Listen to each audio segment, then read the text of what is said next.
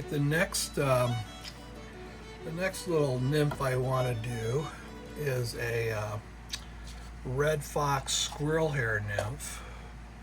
So let me take one here and get it up where you can kind of look at it. It's a Dave Whitlock pattern, and for warm water I tie the soft hackle version of this, and you can see that it's another one of those fuzzy little nymph patterns. It's been around a while. I think I first encountered it probably from this article in Fly Fisherman magazine. This article is out of the July issue of Fly Fisherman magazine. Let me turn to it here. It's July 1985, so it's an old article, and it's an article Whitlock did on the Red Fox Squirrel Nymph. And so that's where I probably first learned about it. He also did a video that I have on Red Fox Squirrel Nymph, which goes through the steps for tying some of the different variations. And I tie it a little differently. I mean, it's his pattern. I tie it a little differently than he does. It's tied with a Red Fox squirrel hair hide fur. It's a pretty good piece. You can look at it. The belly fur provides the fur for the abdomen of the fly. It's kind of that orangish cream color, and then the back fur here works for the tail, and then you do a dubbing blend for the thorax of the fly.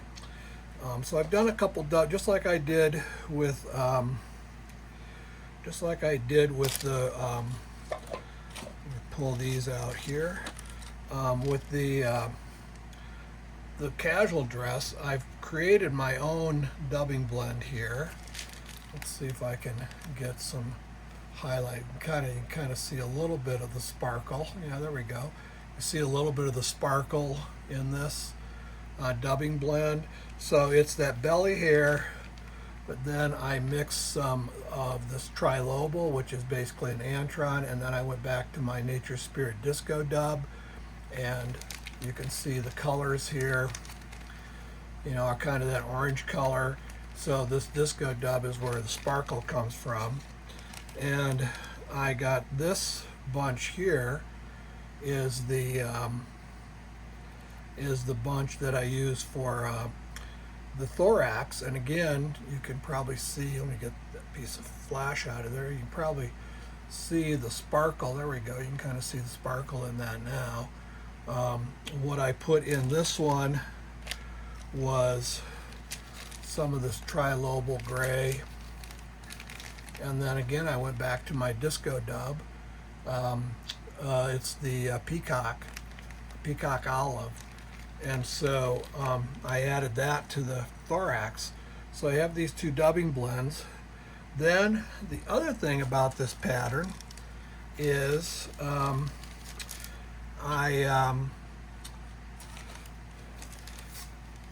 I use some kind of a flash or bright flash to rib it with, to add a little bit more flash to it. And then finally,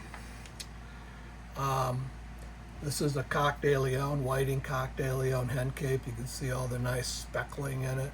This is what I do for the soft hackle. So let's go ahead and let's put a hook in the vise, and let's tie one of these flies. Okay, so let's begin. So for this fly, I'm using the Tiemco 5263. It is a size 8, so it's one size smaller than what I used for the casual dress. So let's pull one of these hooks out.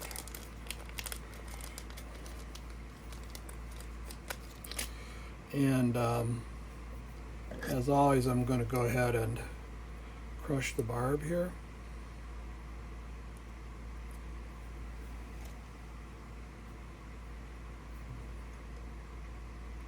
Put it in the vise. And then again, I'm going to use my 20 thousandths lead substitute wire. So let's talk about proportioning your lead a little bit. So what I do, on the casual dress, it was a size 6, and I did 14 wraps of lead, a little bigger fly. On this one, it's a size 8. I'm going to do 12 wraps of lead. You do a little math on that, you'll notice it adds up to 20. And that's kind of how I proportion my weight on my hooks, is I take 20 minus the hook size, and that's the number of wraps of lead. That way my weight is proportioned to the hook each time, and that system seems to work out pretty well. So again, just like before, I'm going to pinch that against the far side of the hook shank. There's 1, 2, 3, 4. Whoops, I lost it there. Let's try that again. 1, 2, 3, 4. Let me kind of back away. Remember, we're going to point that bobbin at the hook shank every time. We're not rolling it around like thread. It doesn't work like thread. So there's 1, 2, 3, 4, 5, 6, 7, 8, 9, 10, 11, 12. And then I'll come in here and cut that lead with my my little side cutters there. Okay, so now I'm going to twist this lead and try to tighten it up on the hook shank, tighten the ends up. There we go. Come back, and I'm going to drop it back along the hook shank a couple of eye lengths back, at least 2 good eye lengths back seems to be about the right place to put it. So now I'm going to come in here. I'm using a sort of a burnt orange 6/0 thread. You could use black thread on this pattern too. So let's go ahead and let's build that little dam, or that little cone of thread in the front of the hook of the lead. Then I'm going to swing to the back here, catch that thread, put that little band of thread going back along the back, and wind that up.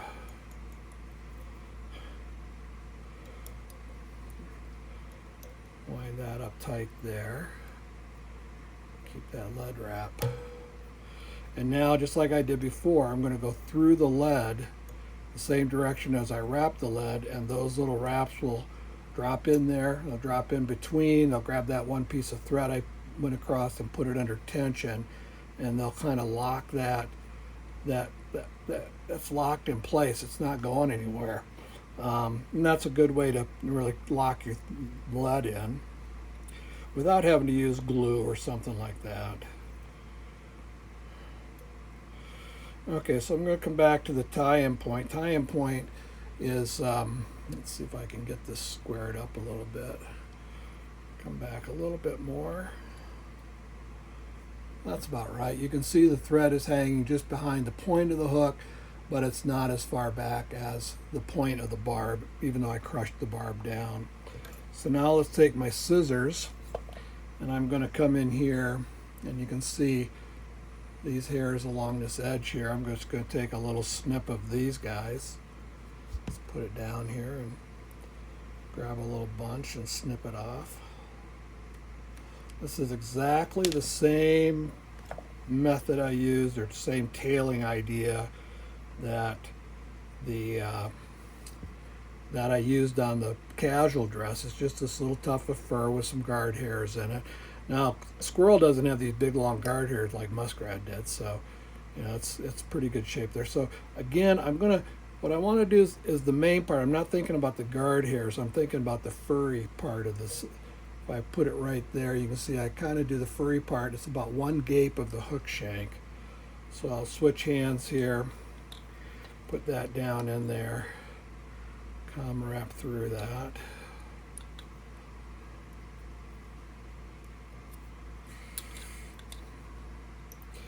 And then I'll wrap right back to my tie-in point. So again, you can see I'm kind of at my tie-in point. Then I'm going to take this tail and lift it up, and I'm going to do it just like I did on the other one. I'm going to just do one little wrap underneath it just to kind of set it up right.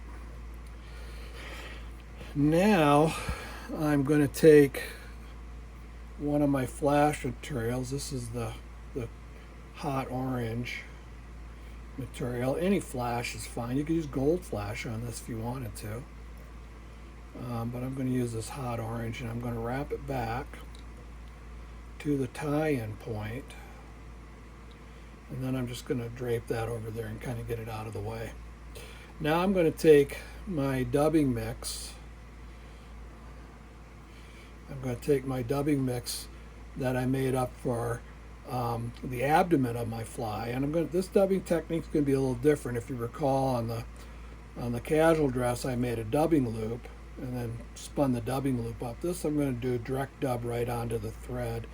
So the trick with this is don't take a lot of dubbing at any one time. So it's not a huge amount, and I'm going to spin it onto the thread. And I'm rotating this counterclockwise from my perspective. So you can see I got a little noodle of dubbing there. I'm going to come up, and all I got to do is get that one wrap. Now, if you look, see I've tightened that up. It'll tighten up on the thread wrap. So now I'm going to come forward with this dubbing, and each time I come around I give it a little twist. That keeps it tight. And I'm trying to build a little bit of a taper here. Okay. So let me come back and get a little bit more. And the trick with dubbing is don't use a lot of it, especially this particular technique. Don't use a ton of dubbing in one swoop. You know, keep your dubbing smaller and do multiple wraps over top to kind of build your taper.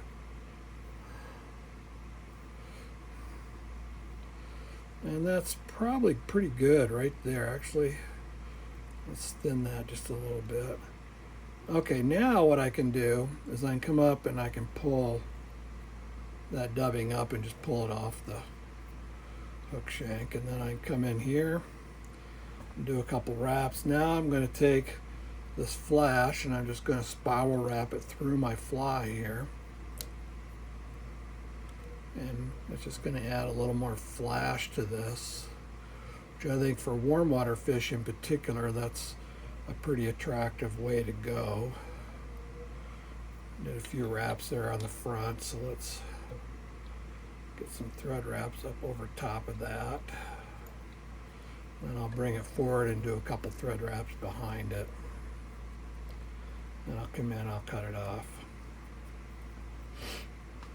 Okay, now let me come back here to about, I'm at about the 1/4, 3/4, 1/3 point or so.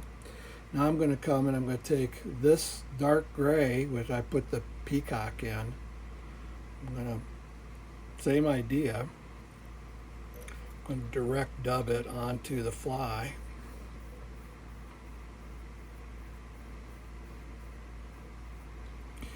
So I'm going to come back over the top.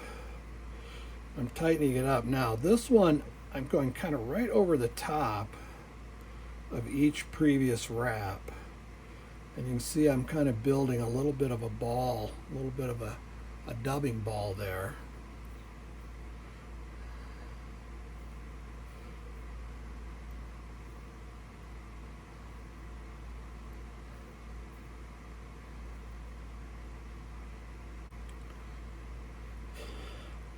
Let's add a little more dubbing in here.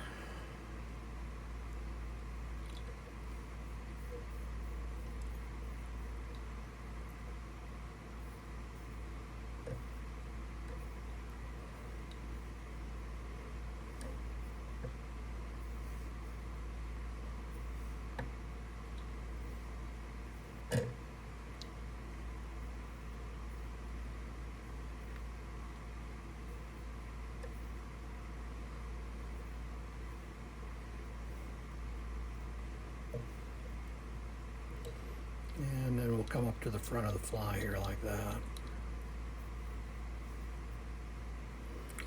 All right, that looks pretty good.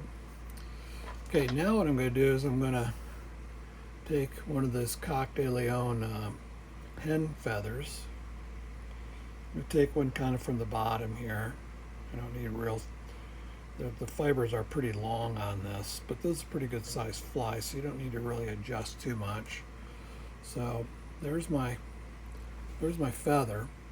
So what I'm going to do is I'm going to grab the tip and I'm going to stroke these feathers back like that.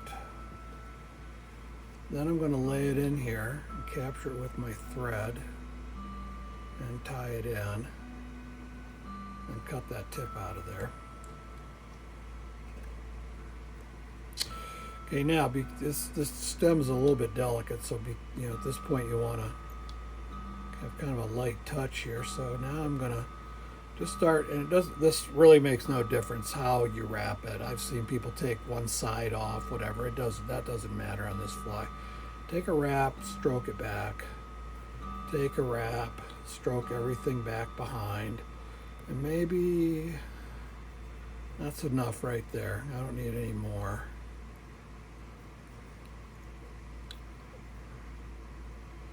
And then I come in here and cut the stem out. Now I'm just going to kind of sweep everything back and come in here and just build a thread head. Create a little thread head here.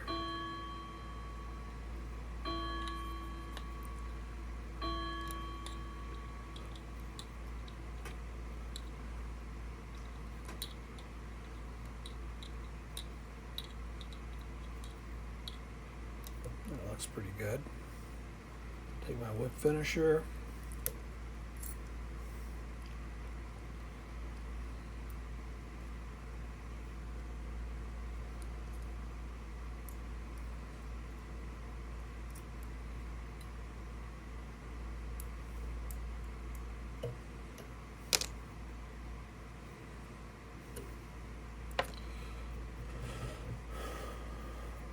Separate out my legs. So there you go. So these legs are gonna sweep back like that. Because this gray dubbing is, you got a bigger round piece of gray than the abdomen, it'll sweep back like this around the gray dubbing, and these legs will really swim and move as you swim this pattern. And of course, now you can come in and use a little brush or something and kind of fuzz the thing up.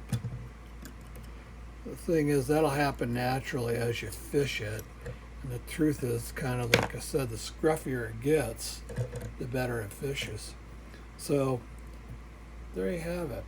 There's a lot of versions of this that Dave Whitlock ties. This is the version I do. I do the big soft tackle version for warm water fish, and this has been a really good fly for big bluegill, sunfish, panfish, rock bass, the occasional crappie, and of course for largemouth bass you could also take something like this and drift it in a smallmouth river, and I know the smallmouth would eat it. So anyway, there's the Red Fox Squirrel Nymph.